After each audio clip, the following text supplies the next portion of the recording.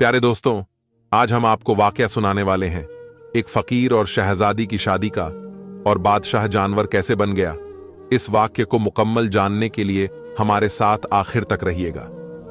नाजरीन, एक दफा का जिक्र है कि एक बहुत ही खूबसूरत गांव था। उस गांव में एक बादशाह रहता था। उसकी एक खूबसूरत सी बेटी थी। बाप अपनी बेटी से बहुत ज्यादा मोहब्बत करता था। जब उसकी बेटी शादी के लायक हो गई तो उसके रिश्ते दूसरी राजाओं के पास से आने लगे। वह अपनी बेटी की शादी करने के लिए लड़कों से मुलाकात भी कर रहा था, लेकिन अब तक उसे कोई भी अपनी बेटी के काबिल नहीं मिला। एक दिन उस गांव में एक मांगने वाला फकीर आया, जिनकी उम्र तकरीबन 80 साल थी। वह बादशाह से कहने लगा कि मैं आपकी बेटी से शादी करना चाहता हूं। यह सुनते ही बादशाह को बहुत ज्यादा गुस्सा आया। उसने कहा कि तुम्हारी हिम्मत कैसे हुई, तुम्हारी इतनी औकात कि तुम मेरी बेटी के बारे में सोचो। उसने अपने आदमियों से कहा कि फौरन इसकी गर्दन उड़ा दो। उसने जुर्रत कैसे की कि मेरी बेटी को अपनी बीवी बनाने के बारे में सोचने की भी। फकीर को गिरफ्तार कर लिया गया। उसे ले जाकर कैद खाने में डाल दिया गया। उस फकीर ने कहा कि आप मेरी बात को समझने की कोशिश करें। मैं आपकी बेटी से शादी करना चाहता हूं, लेकिन इसके पीछे एक बहुत बड़ी वजह है। लेकिन बादशाह कहने लगा कि मैं अब एक ही बात सुनना नहीं चाहता। बादशाह ने फौरन उसको कहा कि इसको ले जाओ और कैद खाने में डाल दो। उस फकीर को कैद खाने में कोड़े मारे जा रहे थे। जब यह खबर राजकुमारी तक पहुंची तो उसने अपने बाप से कहा कि यह आप क्या कर रहे हैं, किसी बुजुर्ग के साथ ऐसा करना अच्छी बात नहीं। उसने कहा कि तुम बीच में मत पड़ो। वो राजकुमारी फकीरों की बहुत ज्यादा इज्जत करती थी, बहुत ही नेक थी। उसने कहा कि जो भी हो, मैं इस बात को पसंद नहीं करती कि इस मुल्क का राजा इस तरह से किसी बूढ़े इंसान पर जुल्म करे। राजा ने कहा कि तुम्हारी बात को मैं मान लूंगा, अब यहां से जाओ। वो वहां से जा चुकी थी, लेकिन शहजादी को यह नहीं पता था कि वह उसकी शादी का पैगाम लेकर यहां आया था। जब राजकुमारी को इस बारे में मालूम हुआ तो यह फकीर मेरे लिए शादी का पैगाम लेकर आए थे, तो अपने बाप के पास फिर आई और कहने लगी, क्या इस फकीर ने मुझसे शादी करने के लिए कहा था? बादशाह ने सबको मना कर दिया था कि मेरी बेटी को इस बारे में पता न चले, क्योंकि वह बहुत जिद्दी है और जो फैसला करती है डंके की चोट पर करके रहती है। अब जब बादशाह को पता चला कि मेरी बेटी को सच्चाई मालूम हो गई है, तो वह गुस्से से आकर कहने लगा कि मेरी एकलौती बेटी, मेरी लाडली बेटी से इस बूढ़े ने शादी करने के बारे में सोचा भी कैसे? बेटी बहुत समझदार थी। बाप के सामने उस वक्त खामोश रही, लेकिन उसने दिल में सोचा कि अगर वह फकीर मुझसे शादी करना चाहता है तो उसके पीछे कोई ना कोई बात जरूर होगी। वह उसी फकीर से मुलाकात करने के लिए कैद खाने में गई। फकीर से कहने लगी कि आप मुझसे शादी क्यों करना चाहते हैं? फकीर ने कहा कि जब तुम मुझसे शादी करोगी तो उसके बाद तुम्हें खुद ही पता चल जाएगा मैंने तुमसे शादी क्यों की। वह कहने लगी कि ठीक है, मैं आपसे शादी करने के लिए तैयार हूं। यह खबर पूरे मुल्क में आग की तरह फैल चुकी थी। लोग तरह तरह की बातें कर रहे थे कि शहजादी उस बूढ़े फकीर से शादी करना चाहती है और वह खुद इस पर राजी भी है। बादशाह ने अपनी बेटी को लाख समझाने की कोशिश की तो उसने जवाब दे दिया, आपने मुझे बड़े नाजों से पाला है, मेरी हर ख्वाहिश को आपने पूरा किया। अब जब मामला शादी का है, जब मुझे शादी करनी है तो मैं उसी से शादी करूंगी जिससे मेरा दिल चाहेगा। लेकिन बादशाह मानने को तैयार नहीं था। उसकी एकलौती शहजादी थी, एक फकीर के साथ शादी रचा दी। बादशाह अपनी बेटी की जिद की वजह से बहुत ज्यादा परेशान था कि वह कैसे अपनी बेटी की शादी एक फकीर के साथ कर दे। वह बोली कि मैं शादी करूंगी तो उसी से करूंगी। मैंने उनकी आंखों में सच्चाई देखी है जो आज तक मैंने किसी की आंखों में नहीं देखी। बेटी के कहने पर बादशाह को आखिरकार मानना पड़ा। उसने खुद पूरी सल्तनत में ऐलान कर दिया, हमारी बेटी की शादी हो रही है, लेकिन यह शादी बहुत ही सादगी के साथ होगी। सिर्फ निकाह होगा और मेरी बेटी आज के बाद महल में नहीं रहेगी, बल्कि उसकी झोंपड़ी में जाकर उसके साथ ही रहेगी जिससे वह शादी कर रही है। बादशाह बहुत गुस्से में था। क्योंकि वह नहीं चाहता था कि उसकी बेटी की शादी उस फकीर से हो। वह अपनी मनमानी कर रही थी, इसलिए उसने अपनी बेटी को सजा देनी चाहिए कि जब सब कुछ ऐशो आराम छोड़कर उस फकीर के साथ झोंपड़ी में शहजादी को रहना पड़ेगा, तो उसे इससे बड़ी सजा आखिर शहजादी के लिए क्या हो सकती है। बादशाह का हुक्म तो लोगों के लिए बहुत अनोखा था, लेकिन सबसे ज्यादा हैरानगी इस बात पर हो रही थी कि शहजादी इस बात को मान गई। उसने कहा कि ठीक है, मैं फकीर के साथ झोंपड़ी में रहने के लिए तैयार हूं। जब मैं शादी कर रही हूं तो फिर जहां मेरा शौहर रहेगा मैं भी वहीं रहूंगी। यह एक अनोखी दास्तान थी जो किसी के समझ में नहीं आ रही थी। एक नौजवान शहजादी एक बूढ़े फकीर से शादी क्यों करना चाहती है। बहरहाल शादी हो गई। बादशाह के हुक्म पर फकीर के साथ शहजादी चली गई। फकीर का घर बस एक दरख्त के नीचे छोटी सी झोपड़ी थी। फकीर वहां पहुंचकर अपनी बीवी से कहने लगा, यह मेरा छोटा सा आशियाना है, तुमने अब यहीं रहना है। तुमने बगैर वजह जाने मुझसे शादी कर ली। तुम बहुत अच्छी सोच की मालिक हो। मैं तुम्हारी इस बात का बहुत ज्यादा शुक्रिया अदा करता हूं, लेकिन मेरे पास ऐसा कुछ नहीं कि दिन भर मैं भूखा रहता हूं। रात को इबादत करता हूं, जब कभी कहीं से मिल जाता है तो खा लेता हूं। क्या तुम मेरे साथ इस हाल में रह लोगी? शहजादी कहने लगी कि अगर आपसे मैंने शादी की है तो इसका मतलब यही है ना कि आप जिस हाल में मुझे रखेंगे मुझे उसी हाल में रहना होगा। फकीर बोला कि मैंने तुमसे शादी की है, इसके पीछे दो बड़े राज हैं, लेकिन तुमने मुझसे शादी क्यों की? उसने कहा कि मैंने अल्लाह की बारगाह में दुआ की थी, अगर मेरी जिंदगी में कोई नेक इंसान आएगा तो मैं उसी को अपना शौहर कबूल करूंगी, चाहे वह किसी सल्तनत का राजकुमार हो या कोई दरवेश हो। उस दिन आप हमारे लिए यहां आए। मैं अपनी दुआ को अपनी आंखों से कबूल होता देख रही थी और मैं आपसे शादी के लिए राजी हो गई। इसीलिए मेरे अब्बा जान भी आज मुझसे नाराज हैं, पर मैंने अल्लाह ताला को हाजिर और नाजिर जानकर इस रिश्ते को कबूल किया। फिर जो भी हो जाएगा आपके साथ रहना पसंद करूंगी। वह इतनी सब्र करने वाली थी कि वह फकीर ऐसी बीवी को पाकर बहुत ज्यादा खुश था और दोनों दिन भर के भूखे रहते, रात भर अल्लाह की इबादत करते। फकीर किसी मकसद के बगैर कोई काम नहीं करते। शहजादी अच्छी तरह इस बात को समझ चुकी थी। वह शाही महल छोड़कर आई थी, शाही गुजर बसर छोड़कर फकीरी की जिंदगी अपनाकर अल्लाह का शुक्र अदा कर रही थी। वह फकीर अपनी बीवी को इस हाल में देखकर अल्लाह ताला का बहुत ज्यादा शुक्रिया अदा करता, उसके लिए हमेशा दुआ करते रहता। एक दिन वह फकीर किसी काम के लिए जंगल से बाहर गए। वहां पर शहजादी से मुलाकात करने के लिए एक अनजान आदमी आ गया। वह दरअसल उसके बाप की तरफ से भेजा गया एक नौकर था। उसने कहा कि आपके अब्बा जान आपको बहुत ज्यादा याद करते हैं और कहते हैं कि हमारी शहजादी खुश है कि नहीं, उस फकीर के साथ किस हाल में है। यह सुनकर उस शहजादी का दिल भर आया और फिर उस नौकर ने कहा, हमारी बेटी से कह देना कि अगर वह वापस महल आना चाहती है तो हम उसको महल वापस बुलवा लेते हैं और यह रिश्ता भी खत्म करवा देंगे।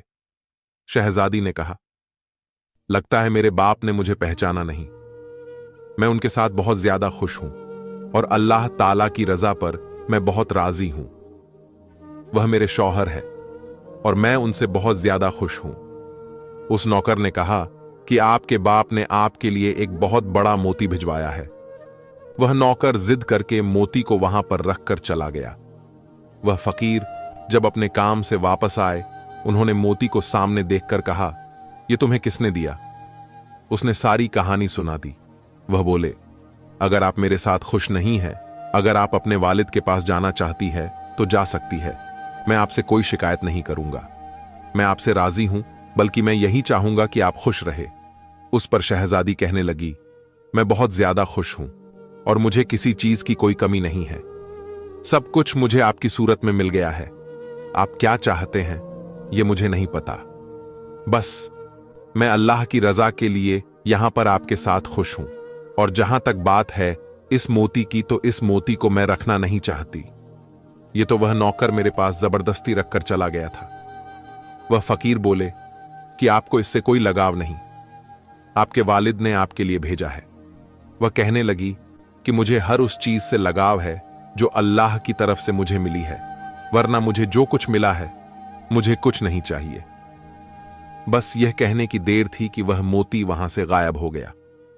यह देखकर वह फकीर मुस्कुराए। आपने अपनी बीवी को यह बात नहीं बताई थी कि यह सब क्या हुआ है। आपने कहा कि तुम एक नेक और पारसा औरत हो। यह मोती जहां से आया था उसी जगह वापस चला गया। एक सादा औरत अपने शौहर के साथ प्यार से रहती।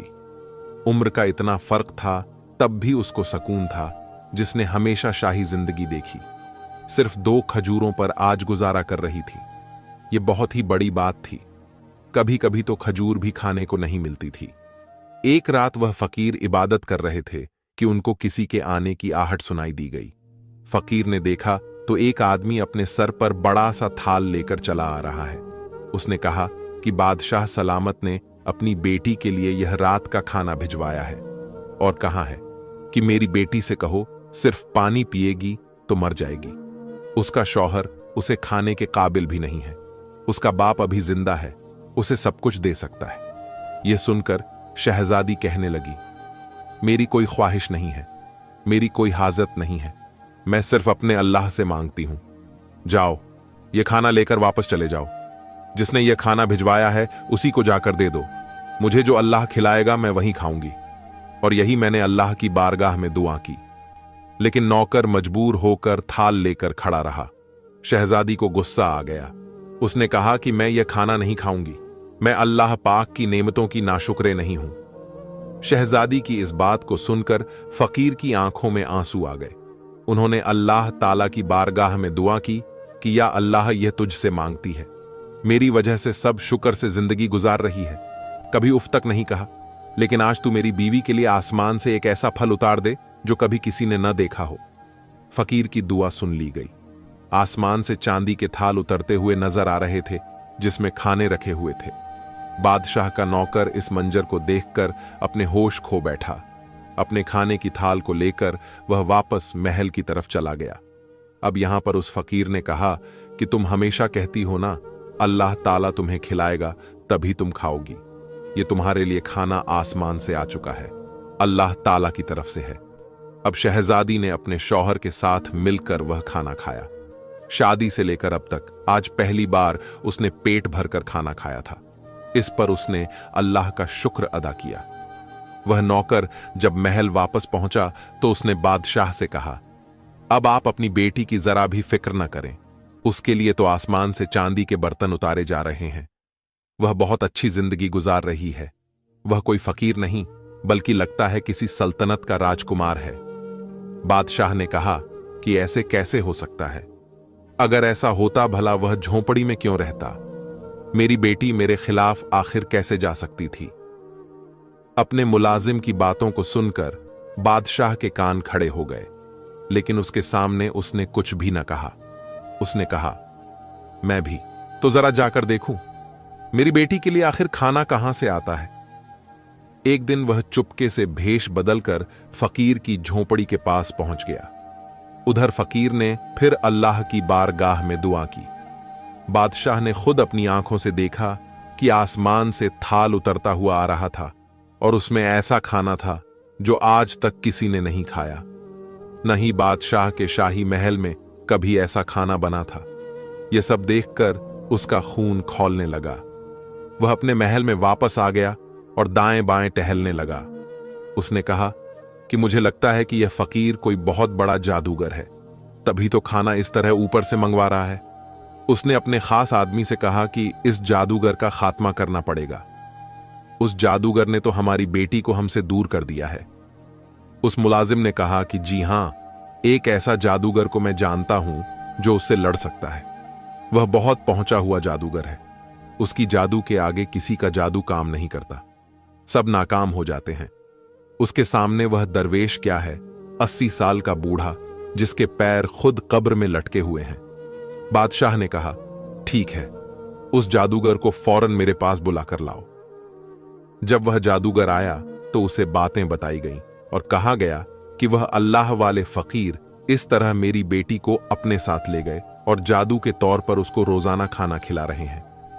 शहजादी को जब इतने अच्छे अच्छे खाने खाने को मिलेंगे, शहजादी तो उसी के गुण गाएगी। बस मुझे अपनी बेटी किसी हाल में वापस चाहिए। उस जादूगर ने अपना अमल शुरू किया। कुछ दिन अमल करने के बाद उसको पता चल गया कि वह कोई जादूगर नहीं बल्कि एक अल्लाह का नेक बंदा है। उसका मुकाबला करना इतना आसान नहीं।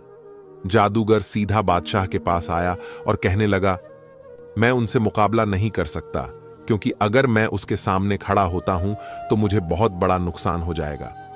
बादशाह कहने लगा कि ऐसा कौन सा नुकसान हो जाएगा। वह कहने लगा कि बस कोई भी जादू मैं उसके साथ नहीं करना चाहता। बादशाह बहुत ज्यादा गुस्से से बोल रहा था, क्योंकि अब तक वह बर्दाश्त कर रहा था। आज तक उसने अपनी बेटी की हर जिद को पूरा किया था। अब जब उसने देखा कि यह जादूगर अमल करने को तैयार नहीं, उसने जादूगर से कहा कि अगर तुम खुद अमल नहीं कर सकते मेरी बेटी को वापस लाने के लिए, तो अपनी बेटी को वापस लाने के लिए मैं खुद ही अमल कर लेता हूं। मुझे यह अमल सिखा सकते हो। जादूगर ने कहा कि आप नहीं जानते, आपकी सल्तनत उलट जाएगी, कुछ भी नहीं बचेगा। उसने कहा कि मुझे किसी कीमत पर भी अपनी बेटी वापस चाहिए। अब जादूगर ने बादशाह के कहने पर उसे वह अमल सिखाना शुरू कर दिया। यहां पर उसकी बेटी तो अल्लाह का नाम ले रही थी और शौहर का भरम रख रही थी, नमाज अदा कर रही थी, इस्लाम के बहुत करीब होती जा रही थी। जो सुकून उसे झोंपड़ी की चटाई पर सोने से मिल रहा था, उसे वह सुकून कभी महल के नरम गद्दों पर नहीं मिला था। लेकिन उसका बाप वहां इस्लाम से दूर होकर जादू टोने में लगा हुआ था, क्योंकि उसको अल्लाह वाले फकीर को किसी भी हाल में हराना था। किसी भी हाल में उसने अपनी बेटी को वापस लेकर आना था। अब बादशाह ने जादूगर से वह अमल पूरी तरह सीख लिया। उसने जादूगर का लिबास पहनकर एक जगह बैठकर दायरा खींच लिया और मंत्र पढ़ने लगा। उस मंत्र में ऐसी ताकत मांग रहा था जिसकी जोर पर वह फकीर को खत्म करना चाहता था। लेकिन वह अल्लाह वाले फकीर तो जिस पाक परवरदिगार से दुआ मांग रहे थे, उसकी ताकत के आगे तो कोई ताकत भी काम नहीं कर सकती थी। अल्लाह वाले फकीर समझ चुके थे कि कोई उनकी जात को छेड़खानी कर रहा था और उनकी बीवी उनसे अलग करने की कोशिश कर रहा है। मगर वह अल्लाह वाले किसी भी सूरत ऐसा नहीं चाहते थे, क्योंकि जो कुछ उन्होंने किया सब इसी की वजह से किया था। फिर उन्होंने कुरान पाक खोला और उसकी तलाश शुरू कर दी। बादशाह बार बार उनकी तरह मंत्र पढ़कर फूंक रहा था, लेकिन वह हर बार उसकी तरफ पलट कर जाता। अब बादशाह ने एक खास मंत्र पढ़ना शुरू कर दिया। जब उसने मंत्र पढ़ा तो वहां पर एक बहुत बड़ा मोटा ताजा जंगली शेर आ गया। बादशाह ने कहा कि जाओ, जंगल में जो फकीर बैठा है उसको चीर फाड़ कर रख दो और मेरी बेटी को मेरे पास वापस लेकर आओ। बादशाह के हुक्म पर वह शेर जंगल की तरफ दौड़ता हुआ गया। लेकिन यहां पर तो अल्लाह वाले फकीर खूबसूरत आवाज में कुरान की तिलावत कर रहे थे। जब वह शेर उस फकीर के पास पहुंचा, कुरान शरीफ की तिलावत की आवाज सुनकर वह तिलावत सुनने के लिए वहां पर बैठ गया। जैसे जैसे वह अल्लाह का नाम लेता जा रहा था, वहां पर बादशाह की हालत खराब होती जा रही थी। जादूगर ने उसको पहले ही बता दिया था कि जादू अगर अटक गया और कोई गड़बड़ हो गई तो आपके साथ वह होगा जो कभी आप सोच भी नहीं सकते। आपको कोई जानवर बना दिया जाएगा। फकीर ने उस शेर की तरफ देखा और फिर उसने अल्लाह का नाम लेना शुरू कर दिया। वह शेर जो उस फकीर पर हमला करने के लिए आया था, वह वहां से गायब हो गया। अल्लाह वाले फकीर ने शहजादी की तरफ देखा और कहा कि मुझे माफ कर दो, मैंने तुम्हारे साथ अच्छा नहीं किया। शहजादी कहने लगी कि आपने ऐसा क्या किया है? फकीर कहने लगा कि मैंने तुम्हारे बाप की शक्ल एक जानवर जैसी बना दी। मैं ऐसा नहीं चाहता था, लेकिन उसने जो जादू मेरे ऊपर किया उसी पर पलट गया। शहजादी ने जब यह सुना तो उसे बहुत बड़ा दुख हुआ। कहने लगी कि हमें अभी महल जाना चाहिए, आखिर देखे तो माजरा क्या है। वह अपने शौहर के साथ महल में पहुंची। वहां पर बहुत ज्यादा शोरगुल मचा हुआ था। हर कोई बोल रहा था कि बादशाह को क्या हो गया, बादशाह को क्या हो गया, उसकी शक्ल जानवर जैसी कैसे बन गई। फकीर को दरवाजे पर दरबान ने अंदर नहीं आने दिया था। वह कह रहा था कि यह बहुत बड़ा जादूगर है। इसने हमारे बादशाह का यह हाल किया है।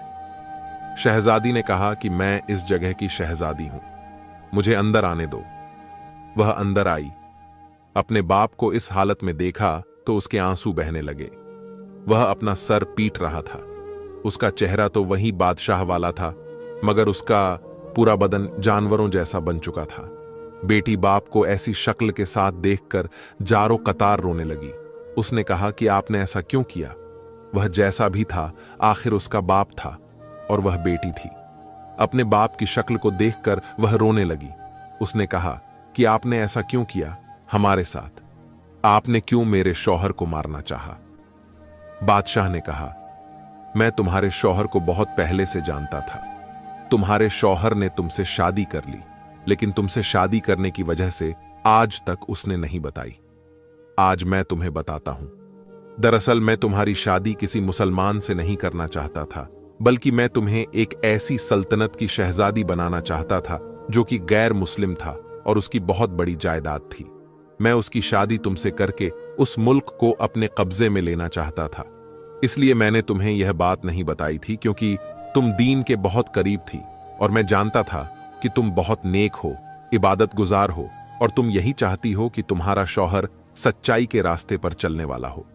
एक दिन मैं उसी गैर मुस्लिम राजकुमार से मिलने के लिए उसके मुल्क की तरफ जा रहा था।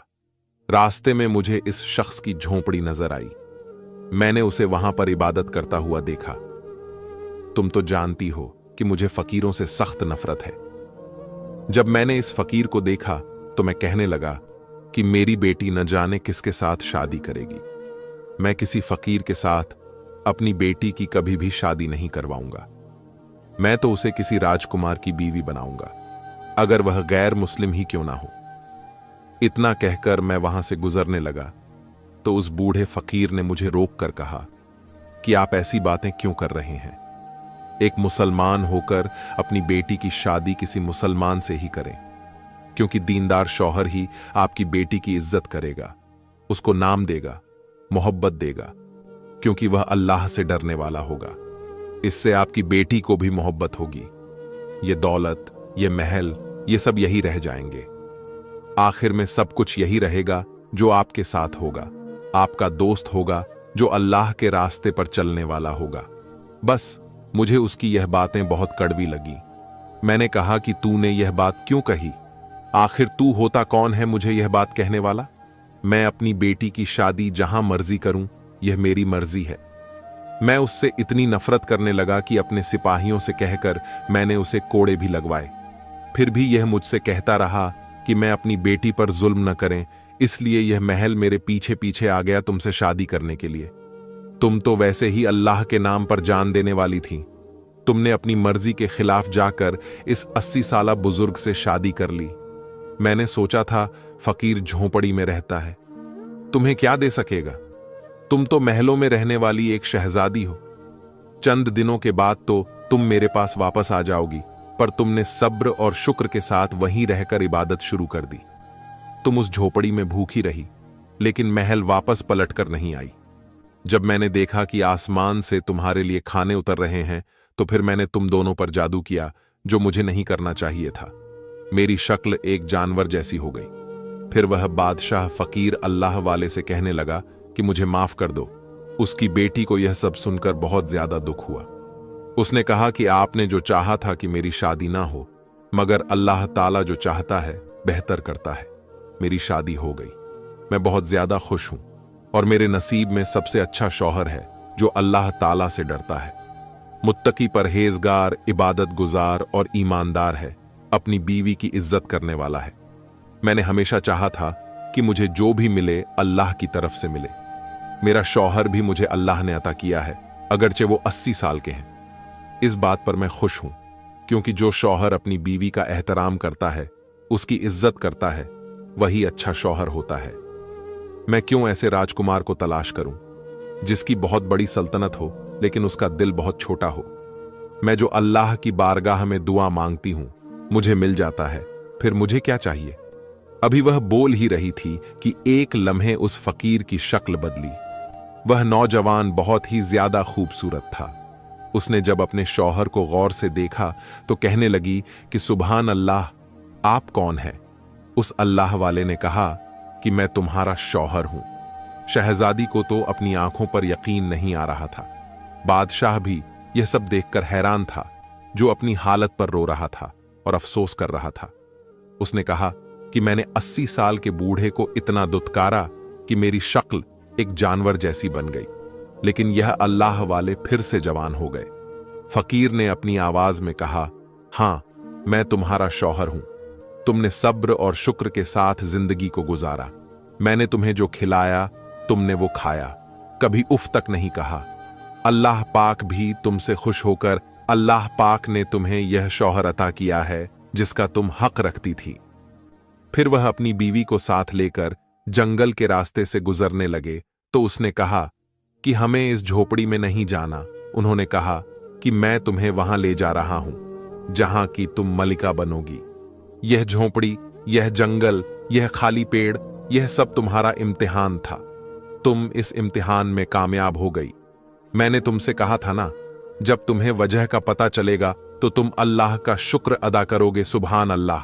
तो दोस्तों, देखा आपने, एक शहजादी जो कि एक गरीब की झोंपड़ी में उसकी बीवी बनकर रह रही थी और अल्लाह से हर चीज मांगती थी।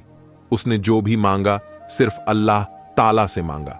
जो लोग अल्लाह की जात पर भरोसा रखते हैं, अल्लाह ताला उन्हें उस जगह से नवाजता है जहां उनका गुमान भी नहीं होता।